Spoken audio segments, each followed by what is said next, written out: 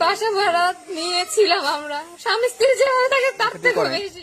যেন পিতামাতা সহ নিকটতম স্বজন হারানোর বেদনায় সে আত্মহারা হয়েছে বা হৃদয় ভেঙে চুরমার হয়েছে।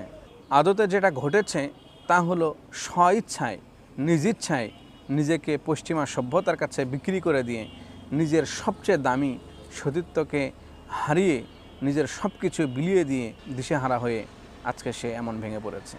ছিল দীর্ঘদিনের প্রণয়, ভালোবেসে বেঁধেছিলেন ঘর, তবে বিয়ে নয়, বিয়ে ছাড়াই 1 বছর ফ্ল্যাট ভাড়া নিয়ে প্রেমিকের সঙ্গে ঘর সংসার করেছেন এ তরুণী। তবে তার দাবি প্রতিশ্রুতির বিপরীতে ছিল ভয়ঙ্কর প্রতারণা। বর্তমান সময়ে অন্যতম একটি আলোচিত বিষয় লিভ টুগেদার এবং অনশন।